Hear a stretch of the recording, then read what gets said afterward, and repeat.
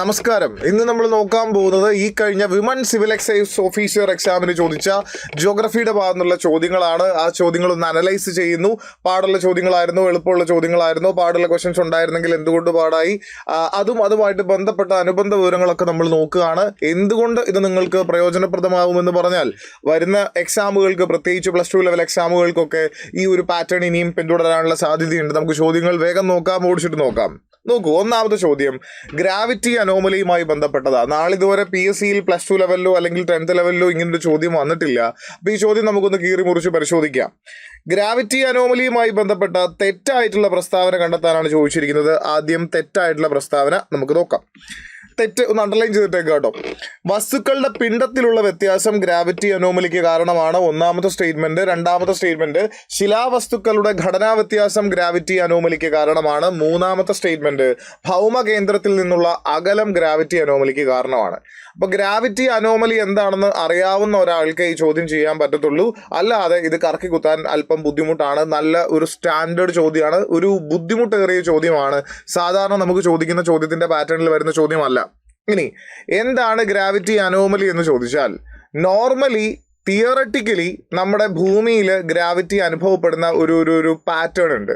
അതായത് നിങ്ങൾ പഠിച്ചിട്ടുണ്ടാവും, ഭൂമിയുടെ കേന്ദ്രത്തിൽ നിന്ന് നമ്മളിങ്ങനെ അകന്നകന്ന് പോകുന്നതോറും നമുക്ക് അനുഭവപ്പെടുന്ന ഗ്രാവിറ്റി കുറഞ്ഞു കുറഞ്ഞു വരികയായിരിക്കും ചെയ്യുക. ഇപ്പം നമ്മൾ സപ്പോസ് ഭൂമിയുടെ സർഫസിൽ നമ്മൾ നിൽക്കുകയാണെങ്കിൽ നമുക്ക് അനുഭവപ്പെടുന്ന ഗ്രാവിറ്റി അല്ലെങ്കിൽ ജിയുടെ വാല്യൂ എന്ന് പറയുന്നതായിരിക്കുകയില്ല നമ്മൾ കുറച്ചുകൂടെ സർഫസിൽ നിന്നൊക്കെ ഉയർന്നു നിൽക്കുമ്പോൾ. അതുകൊണ്ടാണ് നമ്മൾ തറയിൽ നിന്ന് മുകളിലോട്ട് പോകുന്തോറും, തറയിൽ നിന്ന് നമ്മൾ അന്തരീക്ഷത്തിൽ മേളിലോട്ട് പോകുന്തോറും വാതകങ്ങളുടെ അളവൊക്കെ കുറഞ്ഞു വരും എന്ന് പറയുന്നത്. നമ്മളിപ്പോൾ ഇവിടെ തറയോട് ചേർന്ന് നമ്മൾ സ്ഥിതി ചെയ്യുമ്പോൾ, സീ ലെവലിനോട് ചേർന്ന് സ്ഥിതി ചെയ്യുമ്പോൾ, ഇവിടെ ഗ്രാവിറ്റി കാരണം കുറേ വാതകങ്ങളെ, കുറേ ഓക്സിജനെയും കുറേ നൈട്രജനെയും എല്ലാവരെയും പിടിച്ച് ഭൂമി തറയോട് ചേർത്ത് ഇങ്ങനെ നിർത്തിയിട്ടുണ്ട്. നമ്മളൊരു പിടി പിടിച്ചാൽ ഈ പിടിക്കകത്ത് ഇഷ്ടംപോലെ വാതകങ്ങളൊക്കെ ഉണ്ടാവും. അതുപോലെ നമ്മൾ മുകളിലോട്ട് ഉയർന്ന് ഈ സർഫസിൽ നിന്ന് അകന്നു പോകുമ്പോൾ ഈ വാതകങ്ങളുടെ അളവ് കുറഞ്ഞു വരുന്നു. അധികം ഗ്രാവിറ്റി അനുഭവപ്പെടുന്നില്ല. പൊടിപടലങ്ങളും നീരാവി എല്ലാം കുറഞ്ഞു വരികയാണ്. അത് അന്തരീക്ഷത്തിലെ കാര്യം അവിടെ നിൽക്കട്ടെ. ഈ പറയുന്ന പോലെ സർഫസിൽ നമുക്ക് എത്രയാണോ ഗ്രാവിറ്റി അനുഭവപ്പെടുന്നത്, ആ സർഫസിലെ ഗ്രാവിറ്റി ഭൂമിയുടെ അകത്തോട്ട് പോകും തോറും, കേന്ദ്രത്തോട് അടുക്കും തോറും നമുക്ക് കുറച്ചുകൂടെ നല്ല പോലെ ഗ്രാവിറ്റി ഫീൽ ചെയ്യാണ് ചെയ്യുക. പക്ഷെ ഭൂമിയുടെ കേന്ദ്രത്തിൽ എല്ലാ ഭാഗത്തു നിന്നും അട്രാക്ട് ചെയ്യുന്ന ഭാഗമാണ് സെന്റർ എന്ന് പറയുന്നത്. അതുകൊണ്ട് ഭൂമിയുടെ സെന്ററിൽ ഗ്രാവിറ്റി 0 ആണെന്നൊക്കെ ഫിസിക്സിൽ നിങ്ങൾ പഠിച്ചിട്ടുണ്ടായിരിക്കും.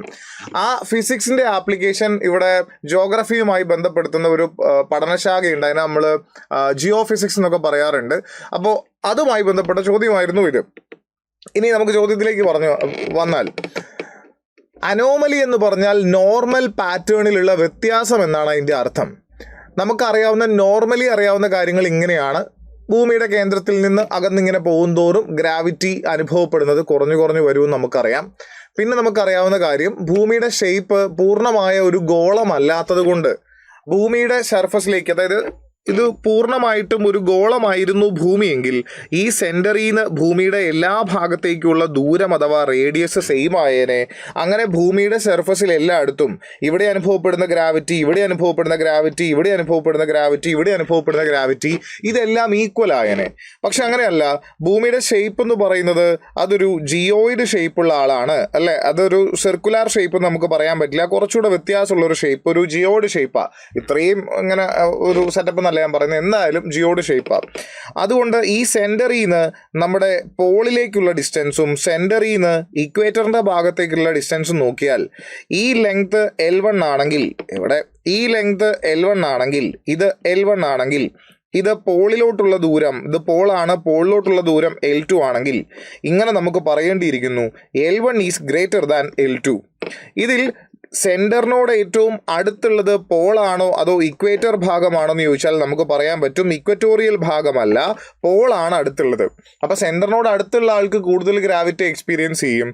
അത് നമുക്ക് അറിയാവുന്ന കാര്യമാണ്. ഇതും ബേസിക്കലി ഉള്ളൊരു പാറ്റേൺ ആണ്, അല്ലെങ്കിൽ ഭൂമിയുടെ ഷേപ്പ് കാരണമുള്ള പ്രത്യേകതയാണ്. ഇനി ഗ്രാവിറ്റി അനോമലിയെ, നോർമലി ഉള്ള ഇങ്ങനത്തെ പാറ്റേണിൽ, അതായത് ഭൂമിയിൽ നിന്ന് ഒരേ ദൂരത്തിൽ സ്ഥിതി ചെയ്യുന്ന സ്ഥലങ്ങളിൽ ഒരേപോലെ ഏറെക്കുറെ ഗ്രാവിറ്റിയൊക്കെ അനുഭവപ്പെടണം എന്നുള്ളതാണ്. പക്ഷെ ഇതിന് വ്യത്യാസം വരികയാണെങ്കിൽ, ഭൂമിയുടെ സെൻറ്ററിൽ നിന്ന് ഒരേ ദൂരത്തിൽ അകന്ന് നിൽക്കുന്ന ആൾക്കാർക്ക് ഏകദേശം ഒരുപോലെ തന്നെ ഗ്രാവിറ്റി അവിടെ അനുഭവപ്പെടണമെന്നൊക്കെയുള്ളതാണ് നോർമൽ പാറ്റേൺ. ഇതിന് വ്യത്യാസമായിട്ട് ചിലപ്പോൾ ഇവിടെയുള്ള ജിയുടെ വാല്യൂ ആയിരിക്കണമെന്നില്ല ഇവിടെയുള്ള ജിയുടെ വാല്യൂ, ഇവിടെയുള്ള വാല്യൂ ആയിരിക്കണമെന്നില്ല ഇവിടെയുള്ള വാല്യൂ. അങ്ങനെ ഭൂമിയുടെ സർഫസിൽ ഈ ഷേപ്പ് അങ്ങ് മാറ്റി നിർത്തിയാലും പല സ്ഥലങ്ങളിലും പല ഗ്രാവിറ്റി വാല്യൂസ് ഓർ ജിയുടെ വാല്യൂ നമുക്ക് അനുഭവപ്പെടാറുണ്ട്.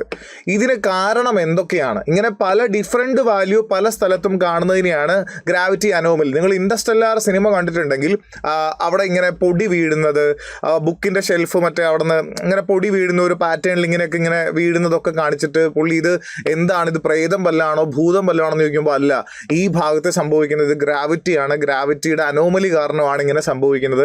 അവിടെ ഗ്രാവിറ്റി അനോമലി ഉണ്ടാവണമെങ്കിൽ അതിൻ്റെ പുറത്ത് റീസൺ ഉണ്ടായിരിക്കണം എന്നൊക്കെ പറഞ്ഞ് അവരിങ്ങനെ പറയുന്നുണ്ട്. അങ്ങനെ വ്യത്യാസം വരാനുള്ള ഒരു സിറ്റുവേഷൻ ആണ് പറയുന്നത്. ഇവിടെയൊക്കെ ഒരിടത്ത് ഗ്രാവിറ്റിയുടെ വാല്യൂ നോർമലി തിയററ്റിക്കലി ഉണ്ടാവേണ്ട വാല്യൂ അല്ല, അതിൽ നിന്ന് വ്യത്യാസം ഉണ്ടെന്ന് കരുതുക. അങ്ങനെ ഉണ്ടാവുന്ന വാല്യൂവിന് റീസൺ ഒരു പക്ഷേ ഇവിടെയുള്ള മാസ് ആയിരിക്കാം. ഭൂമിയുടെ ഓരോ ഭാഗത്തും മാസ് ഡിസ്ട്രിബ്യൂട്ട് ചെയ്തേക്കുന്നത് യൂണിഫോം ആയിട്ടല്ല, അല്ലെങ്കിൽ എല്ലായിടത്തും ഒരേപോലെയല്ല. ഇപ്പോൾ ഉദാഹരണത്തിന് നിങ്ങളുടെ ഫോണൊക്കെ ചിലർ റിവ്യൂ നോക്കുമ്പോൾ പറയും ഈ ഫോണിൻ്റെ മാസ് ഡിസ്ട്രിബ്യൂട്ട് ചെയ്തേക്കുന്നത് ഈക്വലി അല്ല എന്നൊക്കെ പറയും. അപ്പോൾ ഇവിടെയാണ് മാസ് കൂടുതലല്ലെങ്കിൽ ഈ ഭാഗത്താണ് വെയിറ്റ് കൂടുതലെങ്കിൽ ഫോൺ നമ്മളിങ്ങനെ സെൻറ്ററിൽ കറക്റ്റ് പിടിച്ചാലും ഇത് ഇങ്ങോട്ട് താന്നേ നിൽക്കത്തുള്ളൂ. ഇതുപോലെ ഭൂമിയുടെ പുറത്ത് എല്ലായിടത്തും യൂണിഫോം ആയിട്ടല്ല മാസ് ഉള്ളത് അല്ലെങ്കിൽ പിണ്ഡം ഉള്ളത്.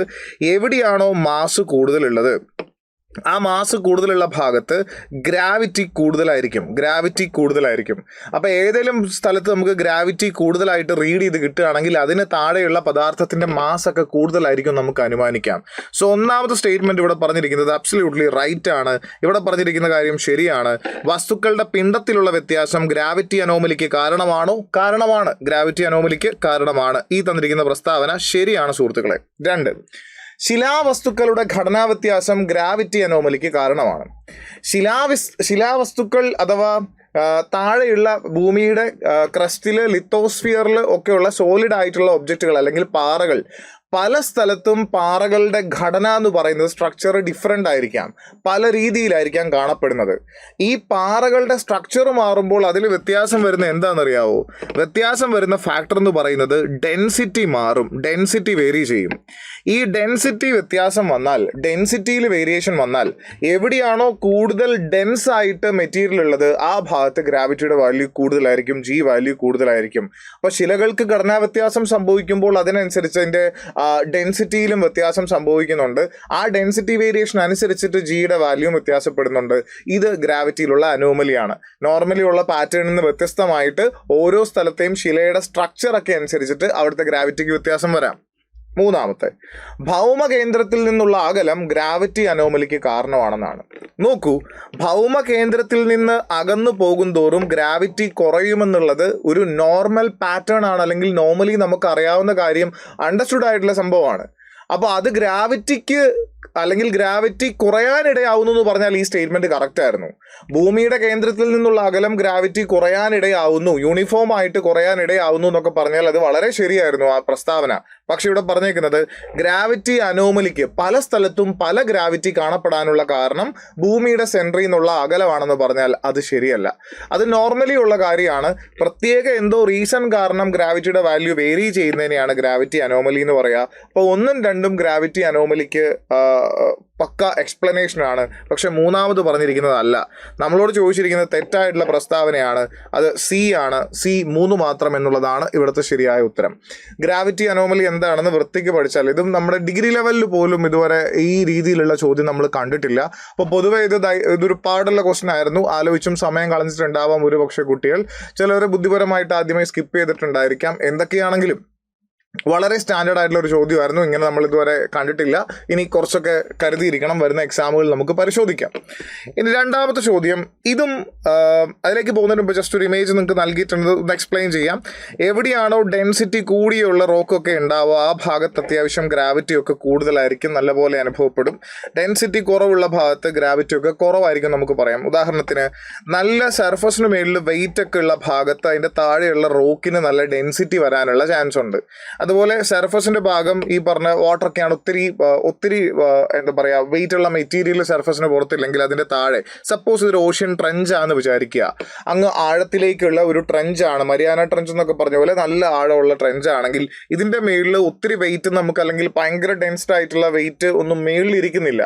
അപ്പൊ അതുകൊണ്ട് ഈ ഭാഗത്തെ ട്രെഞ്ചുകളുടെ ഭാഗത്തൊക്കെ ലോ ഡെൻസിറ്റി ആയിരിക്കും. ഇതിന് താഴെയുള്ള റോക്ക് ഈ മെറ്റീരിയലൊക്കെ ലോ ഡെൻസിറ്റി ഉള്ള ആൾക്കാരായിരിക്കും. അതേസമയം ഇവിടെയൊക്കെ ഹൈ ഡെൻസിറ്റി കുറയുന്ന ഭാഗത്ത് ഗ്രാവിറ്റിയുടെ വാല്യൂ കുറവായിരിക്കും, ഡെൻസിറ്റി കൂടുന്ന ഭാഗത്ത് ഗ്രാവിറ്റിയുടെ വാല്യൂ കൂടുതലായിരിക്കും. ഇങ്ങനെ നമുക്ക് അനുമാനിക്കാനായിട്ട് സാധിക്കും. അപ്പൊ ഗ്രാവിറ്റി അനോമലി ജസ്റ്റ് ഒന്ന് മനസ്സിലാക്കിയിരിക്കുക. ഇനി അടുത്ത ചോദ്യം, ശിലാരൂപീകരണവുമായി ബന്ധപ്പെട്ട ശരിയായ പ്രസ്താവന കണ്ടെത്തുക. ഇത് റോക്ക് ഫോർമേഷനുമായി ബന്ധപ്പെട്ട് പ്രധാനമായിട്ടും മെറ്റമോർഫിക് റോക്ക് അഥവാ കായാന്തരിത ശിലയുമായി ബന്ധപ്പെട്ട ചോദ്യമാണ്. ഒന്നാമത്തെ പ്രസ്താവന നമുക്ക് നോക്കാം. പ്രാദേശിക കായാന്തരീകരണത്തിൽ മാഗ്മയുടെ ചൂട് കാരണം ശിലകൾക്ക് പുനഃപരലീകരണം സംഭവിക്കുന്നു. പുനഃപരലീകരണം എന്ന് പറഞ്ഞാൽ ക്രിസ്റ്റലൈസേഷൻ എന്നുള്ളതാണ്, ഒരു റീക്രിസ്റ്റലൈസേഷൻ എന്ന് പറയും. ഞാൻ പറഞ്ഞുതരാം എന്താണ്. അടുത്ത, ബലതന്ത്ര കായാന്തരീകരണത്തിൽ ശിലകൾ പൊടിഞ്ഞ് പുനഃപരലീകരണം സംഭവിക്കുന്നു. ഓക്കെ. സമ്പർക്ക കായാന്തരീകരണത്തിൽ ടെക്ടോണിക് ചലനത്താൽ ശിലകൾക്ക് പുനഃപരലീകരണം സംഭവിക്കുന്നു എന്നുള്ളതാണ്. ഇതും ഡിഗ്രി ലെവൽ ഒക്കെ ചോദിക്കുന്ന തരത്തിലുള്ള ചോദ്യങ്ങളാണ്. പ്യുവറായിട്ട് NCERT എന്ന് വന്നിരിക്കുന്ന ഒരു ചോദ്യമാണ്. ഡിഗ്രി ലെവലിലെ ക്ലാസിഫിക്കേഷൻ ഓഫ് റോക്സിനകത്തുനിന്ന് ചോദിക്കാൻ സാധ്യതയുള്ള അല്ലെങ്കിൽ അത്രയും ഒരു സ്റ്റാൻഡേർഡ് ഉള്ള ചോദ്യമാണ് ഇത്. അപ്പോൾ ഇത് എങ്ങനെയാണ് നമുക്ക് ചെയ്യാനായിട്ട് പറ്റുക നോക്കാം. പ്രാദേശിക കായാന്തരീകരണത്തിൽ അതിനു മുമ്പ് ഞാൻ ഒന്ന് പറഞ്ഞു തരാം, എന്നിട്ട് പിന്നെ ഈ ചോദ്യത്തിലേക്ക് പോകുന്നതായിരിക്കും നല്ലത്. സുഹൃത്തുക്കളെ നോക്കൂ, കായാന്തരിത ശില രൂപപ്പെടുന്നത് നിങ്ങൾക്കറിയാം മറ്റുള്ള ശില എന്ന് പറഞ്ഞാൽ ഏതൊക്കെയാ? മറ്റുള്ള ശില എന്ന് പറഞ്ഞാൽ ആഗ്നേയശില എന്ന് പറയുന്ന വെറൈറ്റി ഉണ്ട്, അവസാദ ശില എന്ന് പറയുന്ന വെറൈറ്റി ഉണ്ട്. ആകെ 3 ടൈപ്പ് ശിലകളാണ് അതിൽ കായാന്തരിത ശില ഫോം ചെയ്യുന്നത്. ആഗ്നേയശിലയ്ക്ക് രൂപമാറ്റം വന്നിട്ടോ അവസാദ ശിലയ്ക്ക് രൂപമാറ്റം വന്നിട്ടോ ആണ്. ഈ രൂപമാറ്റം വരുന്നത് എന്തുമൂലമാണെന്ന് ചോദിച്ചാൽ ടെമ്പറേച്ചർ, പ്രഷർ ഇവ മൂലമാണ്. ടെമ്പറേച്ചർ, പ്രഷർ ഇത് അവസാദ ശിലയ്ക്ക് ആഗ്നേയശിലയ്ക്ക് നല്ലതുപോലെ ലഭിക്കുമ്പോൾ നോർമലി ഉള്ള അതിൻ്റെ രൂപം മാറി മറ്റൊരു ശിലയുടെ രൂപത്തിലേക്ക് ഇത് മാറും. അങ്ങനെ മാറുന്ന പരിപാടിയെ നമ്മൾ വിളിക്കുന്ന പേരാണ് കായാന്തരീകരണം എന്ന് വിളിക്കുന്നത്. അങ്ങനെ സംഭവിച്ചുണ്ടാവുന്ന ശിലയായ കായാന്തരിത ശില നോക്കൂ, താപത്തിന്റെ പ്രോപ്പർട്ടി അല്ലെങ്കിൽ നല്ലതുപോലെ ടെമ്പറേച്ചർ ലഭിച്ചത് കൊണ്ടാണ്, ടെമ്പറേച്ചറിന്റെ ഇൻഫ്ലുവൻസ് കൊണ്ടാണ് പ്രധാനമായും രൂപാന്തരപ്പെട്ടു വന്നതെങ്കിൽ അത് തെർമലി മെറ്റമോർഫോസിസ് സംഭവിച്ച റോക്ക് എന്ന് വേണമെങ്കിൽ പറയാം. അപ്പൊ തെർമൽ മെറ്റമോർഫിസത്തിന് വിധേയമായിട്ടുള്ള ആൾക്കാരെ താപീയ കായാന്തരിത ശിലയെന്നും, ഇനി അതല്ലാതെ പ്രഷറിന് കൂടുതൽ പ്രാധാന്യം കിട്ടിയിട്ട് രൂപാന്തരീകരണം സംഭവിച്ച ആൾക്കാരെ ബലതന്ത്ര കായാന്തരിത ശില അല്ലെങ്കിൽ ഡൈനാമിക് മെറ്റമോർഫിസത്തിലൂടെ ഉണ്ടായ കായാന്തരിത ശില എന്ന് വിശേഷിപ്പിക്കാം.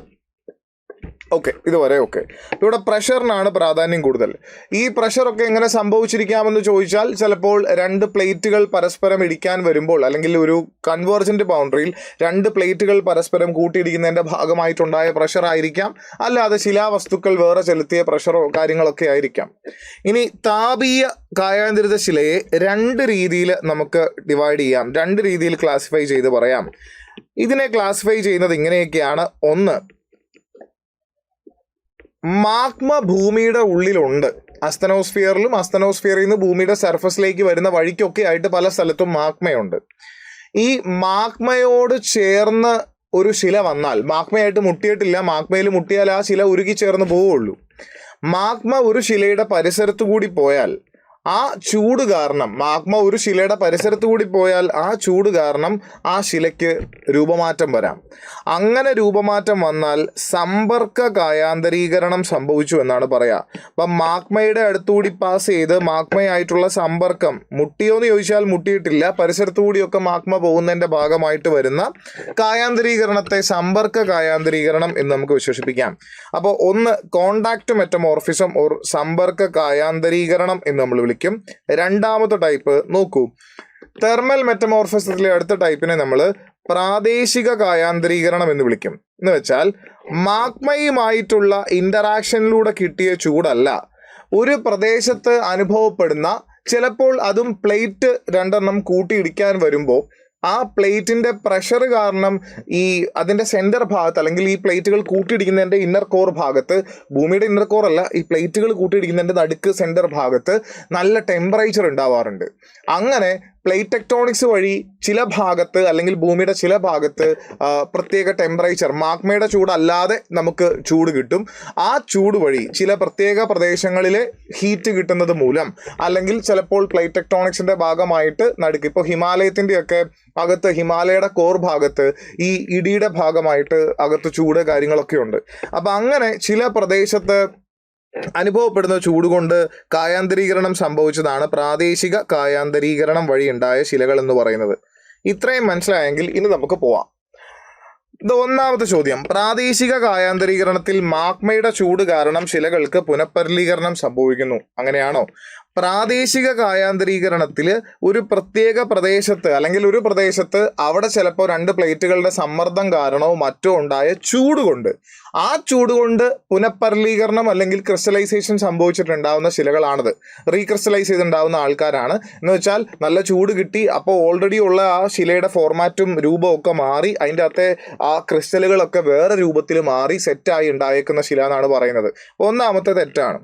ഇനി 2, ബലതന്ത്ര കായാന്തരീകരണത്തിൽ ശിലകൾ പൊടിഞ്ഞ് പുനഃപരിലീകരണം സംഭവിക്കാന്നാണ് പറഞ്ഞേക്കുന്നത്. ശിലകൾ എങ്ങനെ പൊടിയും? ചിലപ്പോൾ പ്ലേറ്റുകളുടെ പ്രഷർ കാരണമോ വേറെ ശിലകൾ വന്ന് അതിന് കൊടുക്കുന്ന പ്രഷർ കാരണമോ ഒരു ശിലയ്ക്ക് ഇങ്ങനെ എന്താ പറയുക, ഞെരിഞ്ഞമർന്ന് പൊടിഞ്ഞ് അല്ലെങ്കിൽ അതെന്താ പറയുക, അതിനകത്തെ എല്ലാ ഗ്യാപ്പുകളും ഒക്കെ ഒന്ന് ഫില്ല് ചെയ്ത് കറക്റ്റ് ഒന്ന് കോമ്പാക്റ്റായി സെറ്റായി അങ്ങനെ ഉണ്ടാവുന്ന പ്രഷർ കാരണം രൂപമാറ്റം വരിക. അപ്പോൾ ഇവിടെ കെമിക്കൽ ചേഞ്ച് ഒന്നും വരില്ല എന്നുള്ളത് എവിഡൻ്റ് ആയിട്ടുള്ള ഒരു കാര്യമാണ്. ഇങ്ങനെ പ്രഷർ കാരണം ഒരു ശില ഞെങ്ങി അമർന്ന് വേറൊരു ശിലയായി മാറുമ്പോൾ ഇവിടെ കെമിക്കൽ ചേഞ്ച് ഒന്നും ഉണ്ടാവില്ല, രാസമാറ്റം ഒന്നും ഉണ്ടാവില്ല. പക്ഷെ ടെമ്പറേച്ചർ കൊണ്ട് ഒരു ശില വേറെ ശിലയായി മാറുമ്പോൾ ഇവിടെ കെമിക്കൽ ചേഞ്ച് തീർച്ചയായിട്ടും ഉണ്ടാവും, രാസമാറ്റം, രാസഘടനയ്ക്ക് മാറ്റം ഉണ്ടാവും എന്നുള്ള കാര്യം എക്സ്ട്രാ ഓർത്തിരിക്കുക. അപ്പോൾ ബലതന്ത്ര കായാന്തരീകരണത്തിൽ ശിലകൾ പൊടിഞ്ഞ് പുനഃപരിലീകരണം സംഭവിക്കുന്നു, അത് കറക്റ്റാണ്. ഇനി അടുത്തത്, സമ്പർക്ക കായാന്തരീകരണത്തിൽ ടെക്ടോണിക് ചലനത്താൽ ശിലകൾക്ക് പുനഃപരിലീകരണം സംഭവിക്കുന്നു. കോണ്ടാക്ട് മെറ്റമോർഫിസത്തിൽ ടെക്ടോണിക് ചലനത്താൽ ശിലകൾക്ക് പുനഃപരിലീകരണം എങ്ങനെയാണ് സംഭവിക്കുക? ഇല്ല.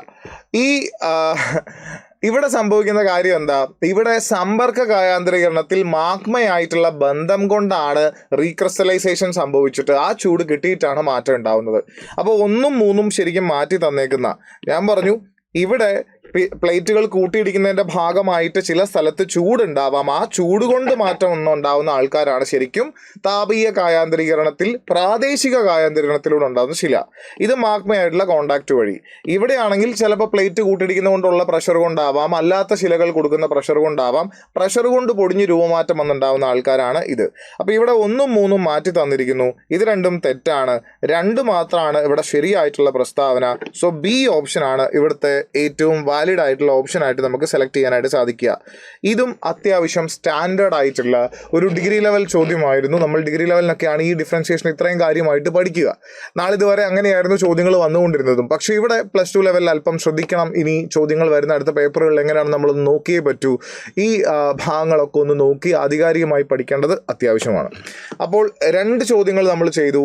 ഇത് മാത്രമേ ബുദ്ധിമുട്ടുള്ള ചോദ്യങ്ങളായി ആ ചോദ്യ പേപ്പറിൽ ഉണ്ടായിരുന്നുള്ളൂ.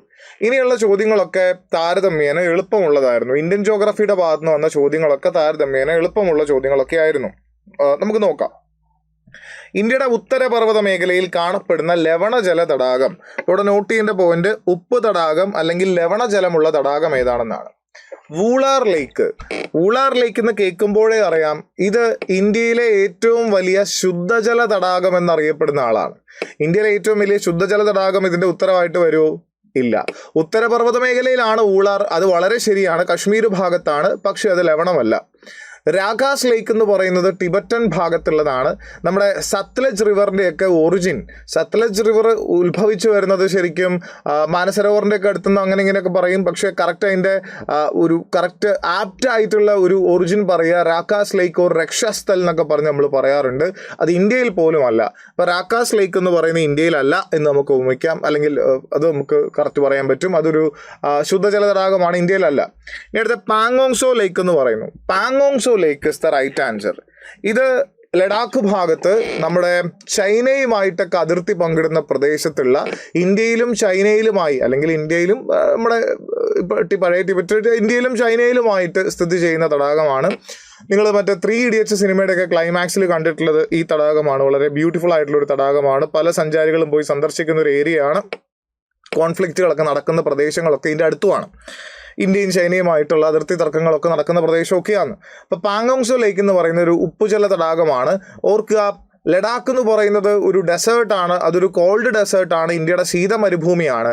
ഡെസേർട്ടുകളിൽ പൊതുവെ പ്രസിപ്പിറ്റേഷൻ അഥവാ വർഷണം, കിട്ടുന്ന മഴ അല്ലെങ്കിൽ മഞ്ഞ് വീണോ എങ്ങനെയെങ്കിലും നമുക്ക് ആകാശത്ത് നിന്ന് കിട്ടുന്ന വെള്ളത്തിനേക്കാൾ കൂടുതൽ ഇവാപ്പറേഷൻ സംഭവിച്ചൊക്കെ പോകുന്നുണ്ട്. അങ്ങനെ കിട്ടുന്ന വർഷണത്തേക്കാൾ കൂടുതൽ ബാഷ്പീകരണം സംഭവിക്കുമ്പോൾ ഓട്ടോമാറ്റിക്കലി വെള്ളം, ശുദ്ധജലമെല്ലാം ഇവാപ്പറേറ്റ് ചെയ്ത് അല്ലെങ്കിൽ വെള്ളമെല്ലാം ഇവാപ്പറേറ്റ് ചെയ്ത് പോയിട്ട് തടാകങ്ങളിൽ മരുഭൂമി ഭാഗത്ത് സോൾട്ട് കോൺസെൻട്രേറ്റ് ചെയ്ത് താഴെ കിടക്കും. വെള്ളം ഇവാപ്പറേറ്റ് ചെയ്യും, പക്ഷെ ഉപ്പിന്റെ അംശം താഴെ കോൺസെൻട്രേറ്റ് ചെയ്യപ്പെടും.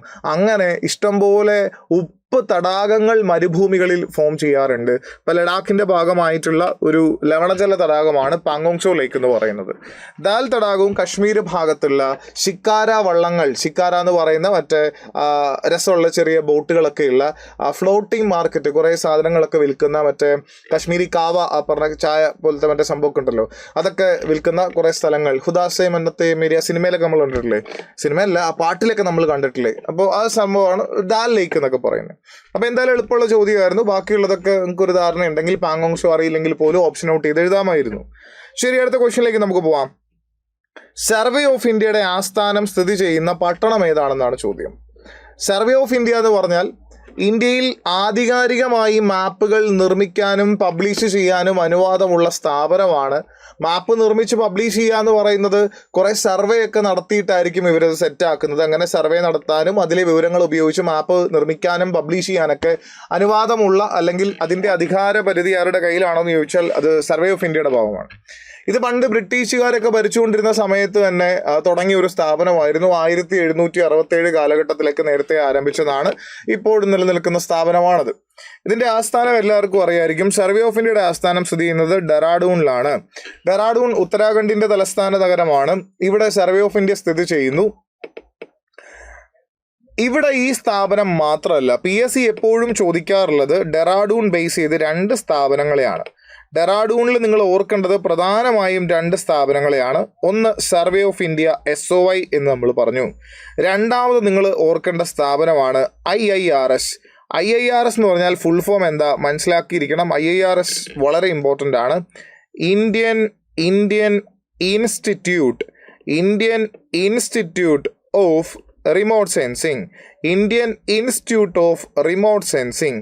റിമോട്ട് സെൻസിങ്ങിൻ്റെ ഇൻസ്റ്റിറ്റ്യൂട്ട് സ്ഥിതി ചെയ്യുന്നത് ഇത് പണ്ട് 1924 കാലഘട്ടങ്ങളിൽ ഒരു ഫോട്ടോ ഇൻ്റർപ്രിട്ടേഷൻ യൂണിറ്റ് എന്നൊക്കെ പറഞ്ഞ് സ്റ്റാർട്ട് ചെയ്താണ്. പിന്നീട് IIRS ആയി. നിങ്ങൾ IIRS ഓർത്താൽ മതി. IIRSൻ്റെ ആസ്ഥാനം ഡെറാഡൂൺ ആണ്. റിമോട്ട് സെൻസിങ്ങുമായിട്ട് ബന്ധപ്പെട്ട് 2 പ്രധാനപ്പെട്ട സ്ഥാപനങ്ങളാണ് ഉള്ളത്. മറ്റൊന്ന് NRSC ആണ്. NRSC എന്ന് പറഞ്ഞാൽ national remote sensing centre. National remote sensing സെൻറ്ററിൻ്റെ ആസ്ഥാനം എവിടെ? നാഷണൽ റിമോട്ട് സെൻസിങ് സെൻറ്ററിൻ്റെ ആസ്ഥാനം അത് ഹൈദരാബാദുമാണ്. ഹൈദരാബാദ്. അപ്പം നാഷണൽ റിമോട്ട് സെൻസിങ് സെൻറ്റർ ആണെങ്കിൽ സാറ്റലൈറ്റുകൾ കളക്ട് ചെയ്യുന്ന, റിമോട്ട് സെൻസിങ് എന്ന് പറഞ്ഞാൽ ഭൂമിയിൽ നിന്നുള്ള വിവരങ്ങൾ സാറ്റലൈറ്റുകൾ ശേഖരിക്കുന്ന പരിപാടിയാണ്. അങ്ങനെ സാറ്റലൈറ്റുകൾ കളക്ട് ചെയ്യുന്ന വിവരങ്ങൾ അത് ഭൂമിയിൽ ഈ NRSCയിലേക്കൊക്കെ ആ സാറ്റലൈറ്റ് അയക്കുന്നു. എന്നിട്ട് ഇവിടെ ഈ കിട്ടിയേക്കുന്ന സാറ്റലൈറ്റിൻ്റെ ഇമേജുകളൊക്കെ നമ്മൾ ഇൻ്റർപ്രറ്റ് ചെയ്ത് ആ ഓരോ വിവരങ്ങളും കാര്യങ്ങളൊക്കെ നമ്മൾ മനസ്സിലാക്കുകയാണ് ചെയ്യുന്നത്. അങ്ങനെ NRSC ആസ്ഥാനം ഹൈദരാബാദ് ആണെന്നും IIRSൻ്റെ ആസ്ഥാനം ഡെറാഡൂൺ ആണെന്നും ഓർത്തിരിക്കണം. 2 പ്രധാനപ്പെട്ട സ്ഥാപനങ്ങൾ റിമോട്ട് സെൻസിങ്ങുമായിട്ട് ബന്ധപ്പെട്ട്. അടുത്ത ചോദ്യം നമുക്ക് നോക്കാം. അടുത്ത ചോദ്യം ഇതാണ്. ആൻഡമാൻ നിക്കോബാർ ദ്വീപുകളെ വേർതിരിക്കുന്ന കടൽ ചാനൽ ഏതാണ്? ഓക്കെ, നമുക്ക് നോക്കാം. ആൻഡമാൻ നിക്കോബാർ ദ്വീപുകളെ 2 സെറ്റ് ഓഫ് ഐലൻഡ് ആണ്. അതൊരു ആർക്കിപ്പലഗോ എന്ന് വേണമെങ്കിൽ വിളിക്കാം. കുറേ ദ്വീപുകളുടെ കൂട്ടമാണ്, ഗ്രൂപ്പ് ഓഫ് ഐലൻഡ് ആണ്. അപ്പോൾ ഒന്ന് കുറേ ദ്വീപുകൾ ആൻഡമാൻ എന്ന് പറഞ്ഞ മെയിൻ ദ്വീപിൻ്റെ കൂടെയുള്ള ആൾക്കാരും മറ്റൊന്ന് നിക്കോബാർ എന്ന് പറഞ്ഞ മെയിൻ ദ്വീപിൻ്റെ കൂടെയുള്ള കുറച്ച് ആൾക്കാരുമാണ്. ഇവരെ 2 സെറ്റായിട്ട് ആൻഡമാൻ ദ്വീപുകൾ, നിക്കോബാർ ദ്വീപുകൾ അവരെ സെപ്പറേറ്റ് ചെയ്യുന്ന ഒരു ചാനൽ ഏതാണെന്നാണ് ചോദിച്ചേക്കുന്നത്. ഇതിൻ്റെ ആൻസർ എല്ലാവർക്കും കാണാപ്പാടം പഠിച്ചു, അല്ലാതെയൊക്കെ നല്ല ഒരു ധാരണയുണ്ടായിരിക്കും. Answer easy. അതിന് നമ്മൾ എന്തെന്നാ വിളിക്കുക? അതിനെന്താ പറയുക, 10 ഡിഗ്രി ചാനൽ എന്നാണ്. ഇനി ചാനൽ എന്ന് പറഞ്ഞാൽ എന്താണ്? ചാനൽ ഇൻ ദ സെൻസ് രണ്ട് കരഭാഗങ്ങളെ വേർതിരിക്കുന്ന ഒരു ജലപാത എന്നേ ഉള്ളൂ. ഇതിനെ സ്ട്രെയിറ്റ് എന്ന് നമ്മൾ വിളിക്കാറുണ്ട്. നോക്കൂ, സ്ട്രെയിറ്റ്, ഇതൊരു കരയാണ്, ഇതൊരു വലിയ കര, ഇത് വേറൊരു വലിയ കരയാണ്, ഇങ്ങനെ വലിയ രണ്ട് കര.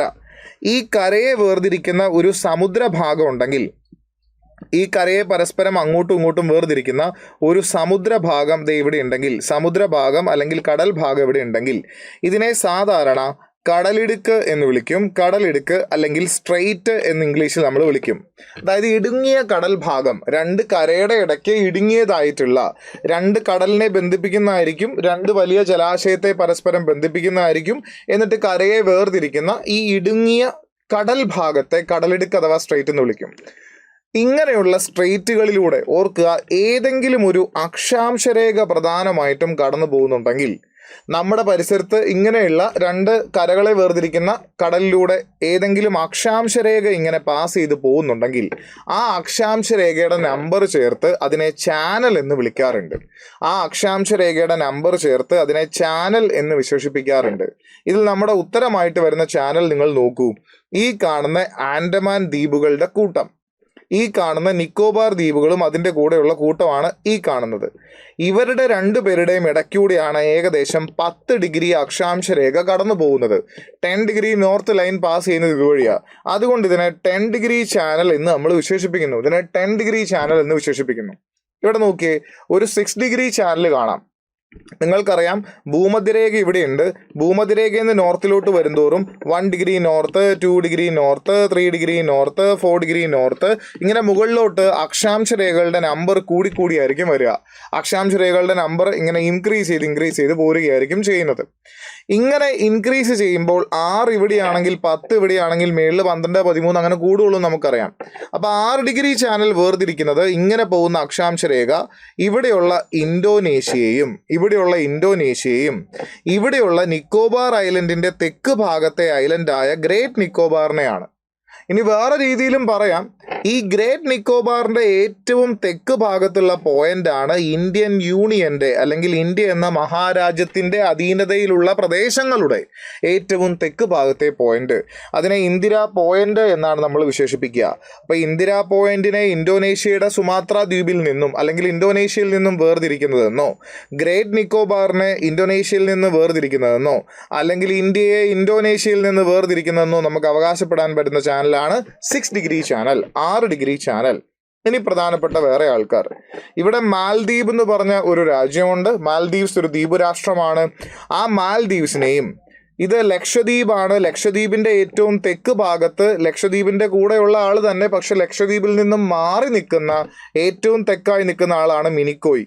ആ മിനിക്കോയിയെയും ഇവിടെയുള്ള മാൽദ്വീപിനെയും വേർതിരിക്കുന്ന ആളാണ് 8 ഡിഗ്രി ചാനൽ. അപ്പം 6 ഡിഗ്രി ചാനൽ ഇത് ഇങ്ങനെയായിരിക്കും പോകുന്നത്, 8 ഡിഗ്രി ചാനൽ ഇതുവഴിയായിരിക്കും പോകുന്നത്. മനസ്സിലാവുന്നുണ്ടോ? ഇത് 8 ഡിഗ്രി ചാനൽ. ഇനി അടുത്ത 9 ഡിഗ്രി ചാനൽ. ഇവിടെ മിനിക്കോയ് ഉണ്ട്.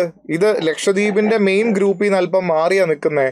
ആ മാറി നിൽക്കുന്ന മിനിക്കോയെയും ബാക്കി ലക്ഷദ്വീപിന്റെ മെയിൻ ഗ്രൂപ്പിനെയും തമ്മിൽ വേർതിരിക്കുന്ന ആളാണ് 9 ഡിഗ്രി ചാനൽ. ഇതിനെ 9 ഡിഗ്രി ചാനൽ എന്ന് നമുക്ക് വിശേഷിപ്പിക്കാം. ഇത് മിനിക്കോയെയും ബാക്കിയുള്ള ലക്ഷദ്വീപിന്റെ പ്രദേശങ്ങളെയും വേർതിരിക്കുന്നു. ഇനി 11 ഡിഗ്രി ചാനൽ എന്ന് പറഞ്ഞ ആളുണ്ട്. അത് ലക്ഷദ്വീപിലെ മെയിൻ ദ്വീപുകളെ തന്നെ രണ്ടായി വേർതിരിക്കുന്നതാണ്. അമിനി ദ്വീപെന്നും കണ്ണന്നൂർ ദ്വീപെന്നും രണ്ടായിട്ട് വേർതിരിക്കും. അത് ലക്ഷദ്വീപിലെ തന്നെ, അതായത് മിനിക്കോയെയും ബാക്കി ലക്ഷദ്വീപിനെയും വേർതിരിക്കുന്നതല്ല, ലക്ഷദ്വീപിനെ പ്രധാന ദ്വീപുകളെ അമിനി ദ്വീപുകളെന്നും കണ്ണന്നൂർ ഐലൻഡ് എന്നും രണ്ടായിട്ട് വേർതിരിക്കുന്ന ആളാണ് 11 ഡിഗ്രി ചാനൽ.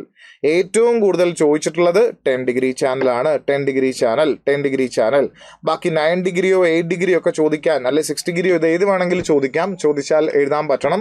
ഇപ്പം 6 ഡിഗ്രി ചാനൽ ഇങ്ങനെ, പിന്നെ നോർത്തിലോട്ട് പോവുകയാണ് 8 ഡിഗ്രി ചാനൽ, 9 ഡിഗ്രി ചാനൽ വീണ്ടും നോർത്തിലോട്ട്, 10 ഡിഗ്രി വീണ്ടും നോർത്തിലോട്ട്, അങ്ങനെ അങ്ങ് പോവുക 11 ഡിഗ്രി. ഇതിൽ 10 ഡിഗ്രി ബംഗാൾ ഉൾക്കടലിന്റെ ഭാഗത്താണ് വേർതിരിക്കുന്ന പ്രദേശങ്ങളായിട്ട് നമ്മൾ പറയുന്നത്. ഇതും ബംഗാൾ ഉൾക്കടലിന്റെ ആ ഒരു സൈഡിൽ അല്ലെങ്കിൽ ഇന്ത്യൻ ഓഷ്യന്റെ ആ ഒരു സൈഡിലാണ് നമ്മൾ പറയുക.